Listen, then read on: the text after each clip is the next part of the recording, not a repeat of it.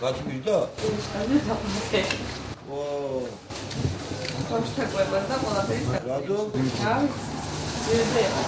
მოსახლეობა მედიკამენტებზე ფასების ზრდას უჩივის. ადგილობრივების თქმით, ფასების ზრდამ პიკს ბოლო 2 თვის განმავლობაში მიაღწია.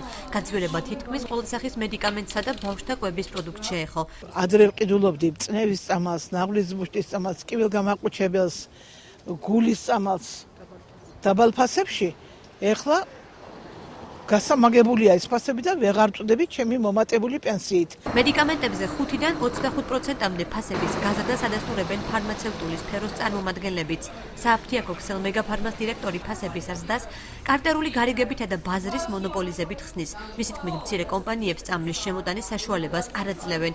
რის შედეგადაც ბაზარს მთლიანად ავერსი, PSP, GPC და ფარმადეპო აკონტროლებს. ფასები გაიზარდა საშუალოდ 5-დან 25%-მდე ჯგუფების მიხედვით, წარმოებელი ფირმების მიხედვით. თითოეულ ამ ფირმას შემომტანს, მე მაინც მონოპოლისტებს ვეძახი, მათ არ აქვთ ბაზარზე თითოეულს ის წილი, რომ ისინი მონოპოლისტად ჩაერთვალეს, მაგრამ ისინი მშვენივრად არიან ერთმანეთთან შეთანხმებული, რათა ერთნაირი ფასები და ერთნაირი პირობები დააწესო. კომპანია ავერს ბაზრის მონოპოლიზებაში გასულ წელს ყოფილი პრემიერ-მინისტრიც ადანაშაულებდა. პაატა კურტანიძემ მაშინ წამლების შემოდანის მხრივ მცირე ბიზნესმენების პრობლემების არსებობა უარყო. კომპანია დღესაც იმავე პოზიციაზეა.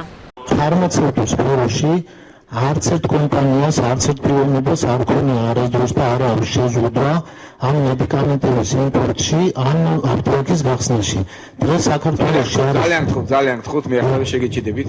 მე სავატყოფოა საჩხერეში, არათუ პიროვნება, სავატყოფო და ყველაზე კარგი ცენტრია დღეს საქართველოში, როგორც გინებავთ.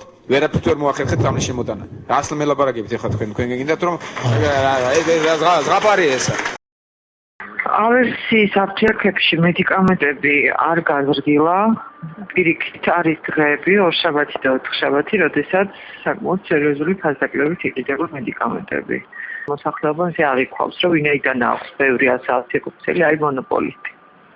ნამდვილად მონოპოლისტი არ არის. საქართველოს ჯანდაცვის სამინისტრო ისევე როგორც წამლების რეგულირების სააგენტო მედიკამენტებზე ფასების ზრდასა და შემოტანას არ აკონტროლებს. საქართველოს ჯანდაცვის მინისტრი 2 თვის წინ აცხადებდა, რომ წამლებზე ფასების მატება უმნიშვნელო იყო. ჩვენ უნდა უზრუნველყოთ და ამაში ვიხმართ აუთსორს, რა თქმა უნდა, კონსულტანტებს, ხარისხის კონტროლის სისტემის აწყობა და დანერგვა და ამის შემდეგ ფართოდ ვაღებთ ჭიშკარს და ეს იქნება იმისი პრაქტიკულად გარანტი, რომ ფასების შემცირების ტენდენცია გამოიკვეთა. მთავრობის გადაწყვეტილებით თანაბარი კონკურენციისა და თავისუფალი ვაჭრობისთვის პირობების შექმნის მიზნით რამდენიმე დღის წინ საქართველოში ანტიმონოპოლიური სამსახური შეიქმნა. სამსახურის უფროსი ჩვენთან პირად საუბარში ამბობს, რომ ბაზარზე მონოპოლისტური ნიშნების შესწავლა, მათ შორის ფარმაცევტული ბაზრის სფეროში სამსახურის ერთ-ერთი მთავარი ამოცანა იქნება.